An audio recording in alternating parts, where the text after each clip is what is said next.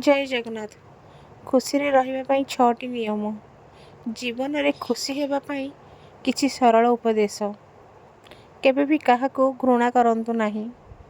ସରଳ ଜୀବନଯାପନ କରନ୍ତୁ। ଦେଖାଇ ଶିଖାଇ କାହାକୁ କିଛି କୁହନ୍ତୁ ନାହିଁ। କୌଣସି ବିଷୟରେ ଅଧିକ ଚିନ୍ତା କରନ୍ତୁ ନାହିଁ। ଶାନ୍ତିରେ ରୁହନ୍ତୁ। ପ୍ରତ୍ୟେକ କାମ ଆଶାର ସହିତ କରନ୍ତୁ। ନିଜର ସମସ୍ତ କାମ ଖୁସିର ସହିତ ସମାଧାନ କରନ୍ତୁ। ପରିସ୍ଥିତି ଯେତେ ବି କଷ୍ଟ ହେଲେ ମଧ୍ୟ ସବୁବେଳେ ହସ ଖୁସିରେ ରୁହନ୍ତୁ। ଭିଡ଼ିଓଟି ଶେଷ ପର୍ଯ୍ୟନ୍ତ ଦେଖିଥିବାରୁ ଆପଣମାନଙ୍କୁ ବହୁତ ବହୁତ ଧନ୍ୟବାଦ।